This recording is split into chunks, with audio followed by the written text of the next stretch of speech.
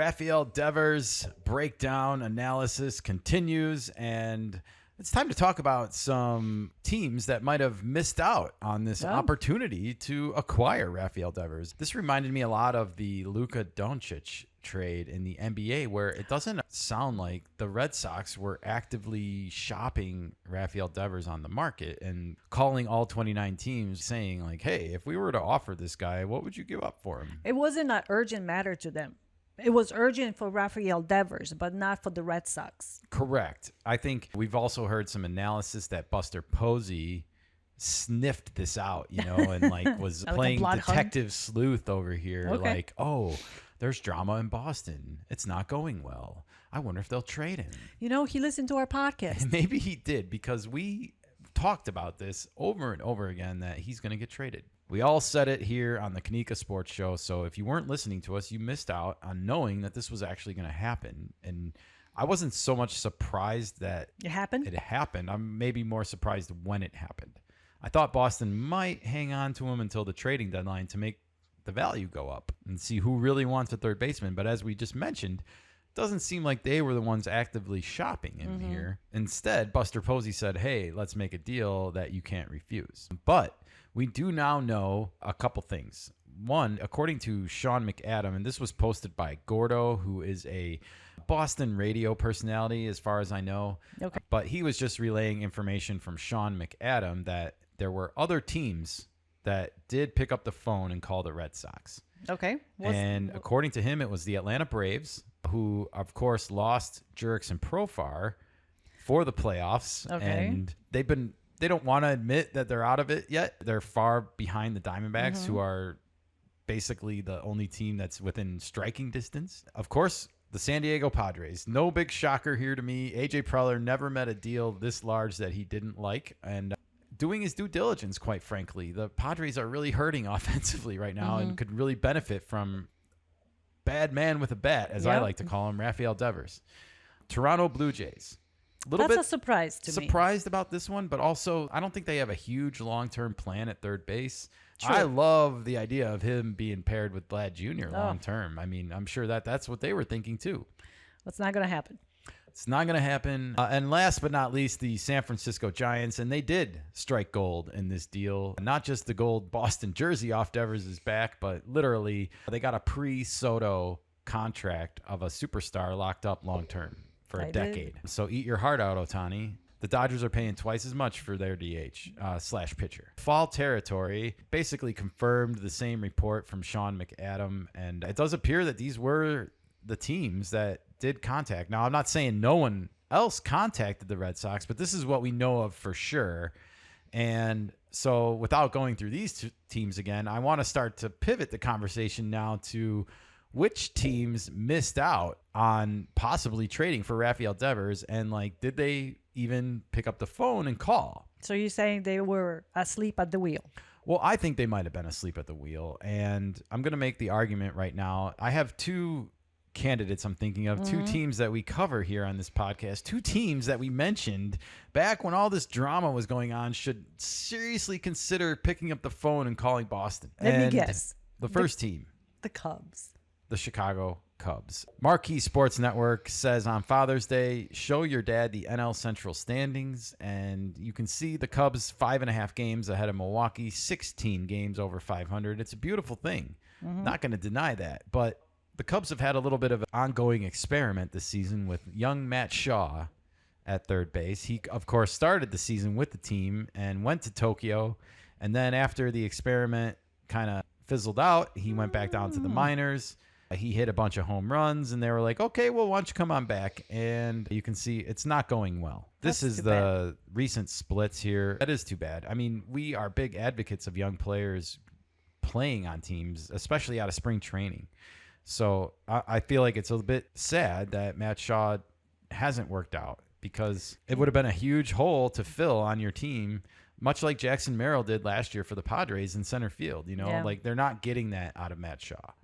It's hard, transitioning from minors to majors. It's a huge step up. Baseball's hard, Nika. First base is hard. It's hard. Over the last 7 games, just 2 for 25, 10 for 53 in the last 15 games. That's 189 average. And then, as you can see over the weekend, not counting Thursday night's game because I don't have it listed here, but against the Pirates, 0 for 3, 0 for 4, 0 for 3 with 4 strikeouts. So he's struggling again. And it just makes me wonder, when you have this weak link on your team positionally, just pick up the phone. Like, the Matt Shaw experiment doesn't need to continue. Even if he is like a great player in the future and just hasn't figured it out yet, who cares? You have Rafael Devers. Yeah, you got to look at things right now at the moment, because this is the season you are competing. Yeah. You can't look at what's going to happen in 2 years from now with Matt Shaw. He might get really good. Absolutely. I wanted the Cubs to go for it. Like, they're as good as their offense is. Can you imagine this now? Could you imagine? That would have been great to have Devers on the Cubs. I just don't see the ownership making bold moves like that. Well, they should be. Again, I know. This is a pre-Soto contract. It's a bargain going forward. I Anyone agree. that didn't call missed the boat. Yeah, totally. People can criticize or make fun of AJ Preller, like, of course he was involved. Yeah, of course. He's doing his job. Yeah. He's doing his due diligence. That's your job. That's your job. Thank you. There was a bigger miss as far as I'm concerned in all of this. And you've heard of the film, I'm sure, Sleepless in Seattle. Well, they were not sleepless. They were sleeping in Seattle. Full on hibernation mode. The Cubs, fine.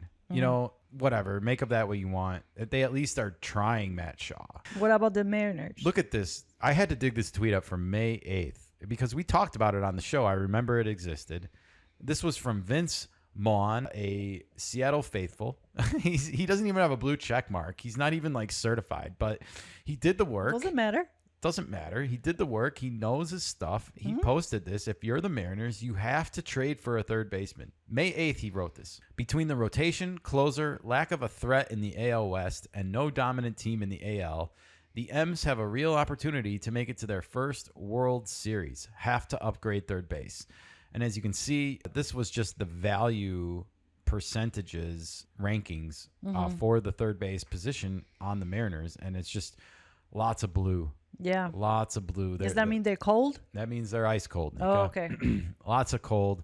Lots of negative numbers up there and low numbers. That's sad. It is sad. And it's like we always say, you're only as strong as your weakest link. And it gets worse to me. It gets worse. Because look at this. If you go on here, the Mariners, 19th in batting average, 15th in runs, 17th in earned run average, 19th in whip. Their pitching, the once dominant great pitching, is no longer this year. There's a reason for that, and we'll get to that in a second. But these batting average ranks and run ranks and home run ranks, like Cal Raleigh's keeping him relevant in the home runs and in the slugging percentage area. But imagine if you added Rafael Devers to this lineup and you had Rafael Devers. He's batting second for Boston. Imagine him batting second for Seattle with Julio behind him and with Cal Raleigh in the 4 spot. Oh, my gosh. Maybe Julio would be doing a lot better. What a threesome fearsome right there with those. Wow. And then, of course, you have protection with Cal Raleigh and Rafael Devers around your young superstar.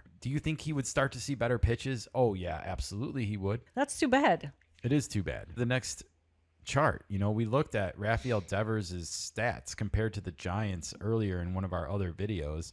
We don't have Rafael Devers' stats here, but what we do have is we can see Rafael Devers would immediately be the second leading batting average hitter on the Mariners. He would be second in home runs because of the big dumper over here, Cal Raleigh, in the season he's having. But he would still have more RBIs than Cal Raleigh. Yeah. More RBIs despite having 11 less home runs. Think about that. The man just sniffs them out sometimes. There's people don't want to believe this about baseball, but there are certain players that just sniff out RBIs better than others. They smell those runs, and those guys are the guys I want on my team.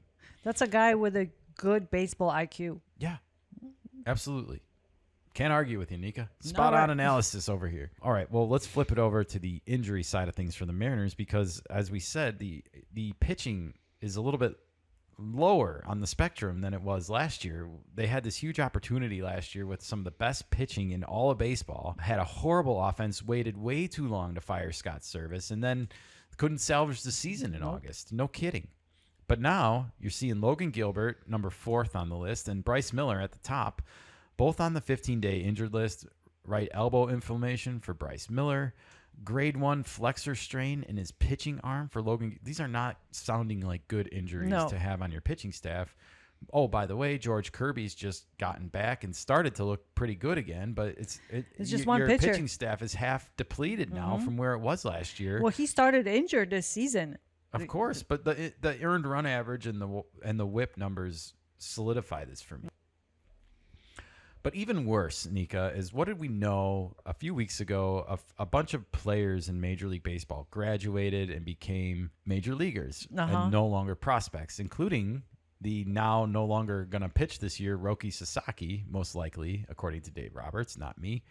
But he graduated and was declared now a major leaguer and no longer a prospect. And when that happened, they released a new top 100 prospects list. And what do we know from that list?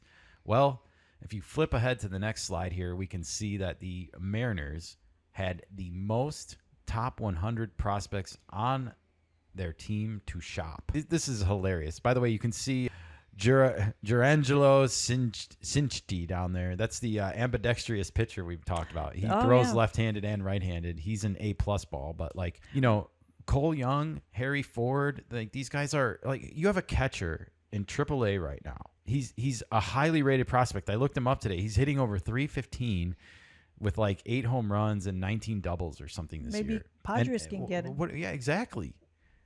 I was thinking the same thing because you got Kyle Raleigh. You just signed him to an extension. What do you need 2 premium catchers for? You don't. Well, you need a backup catcher. Of course you do, but that doesn't necessarily mean you want a top prospect to become a backup catcher. That's your trading pieces. Exactly. And well, I found a little curious article here on Sports Illustrated, and it had a quote from Jim Bowden in it, the baseball insider for The Athletic. But the stakes are getting kind of high, it sounds like, in Seattle.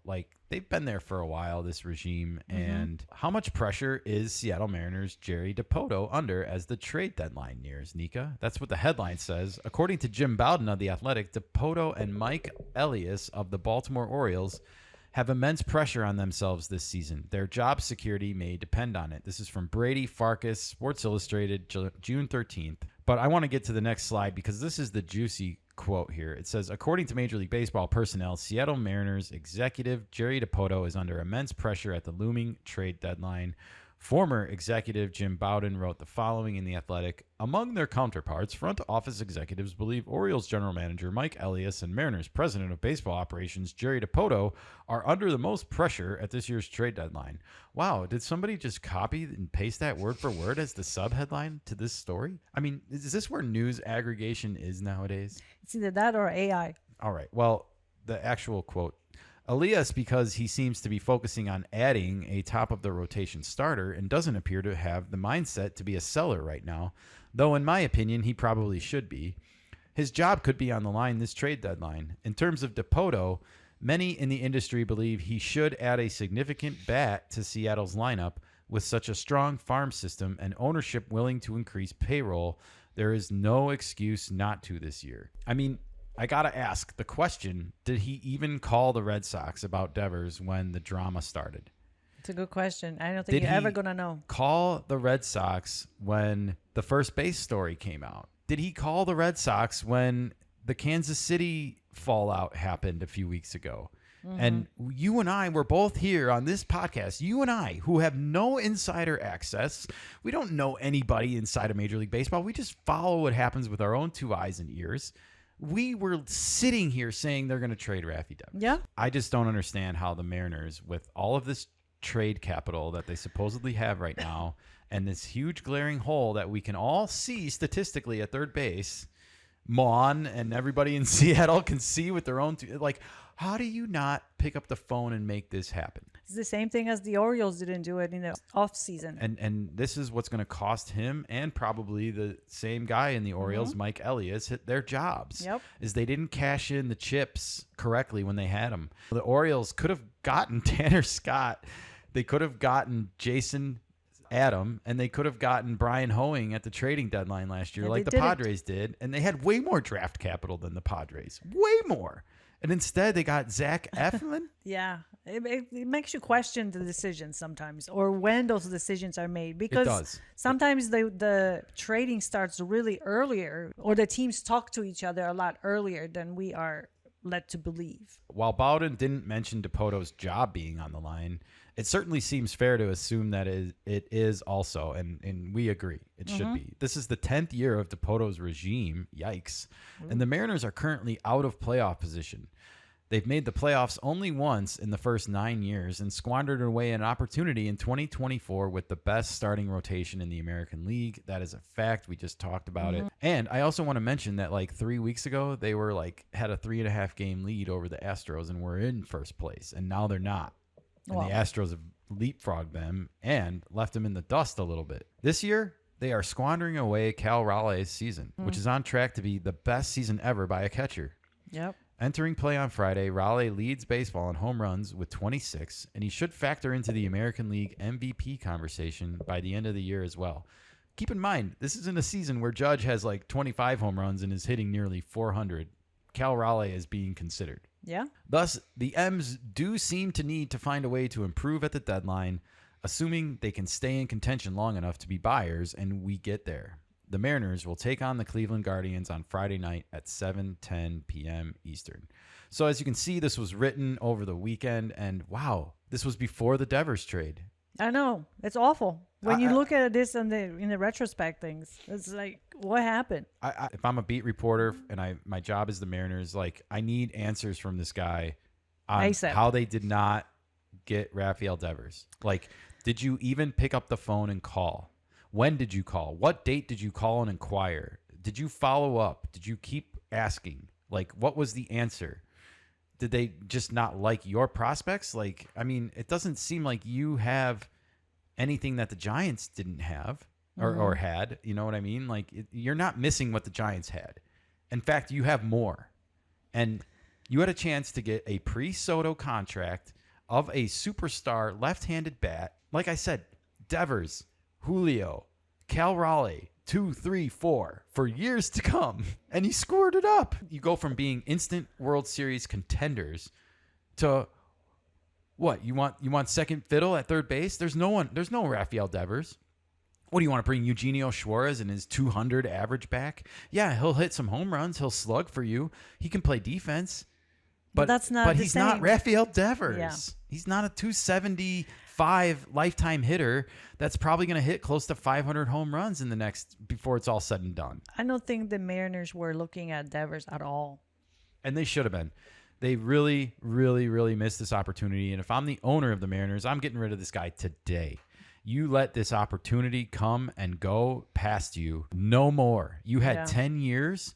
You have the best draft capital we've had in probably forever, and you miss this. You swing. You don't even call. If you type in Seattle Mariners Rafael Devers, Nothing. you're gonna see nothing. You know what you're gonna see is Boston playing in Seattle tonight. A nice reminder of what they could have plucked away and taken for their own. Huge missed opportunity for the Mariners. I don't like advocating for people to get fired or let go, but I don't understand how you can have your job today if you had 9 top 100 prospects and a huge glaring need for a third baseman. Did you not even pick up the phone? No. Nope. They missed Not their this best year. chance. I don't think they're going to make it this year. As sad as it is. Me neither.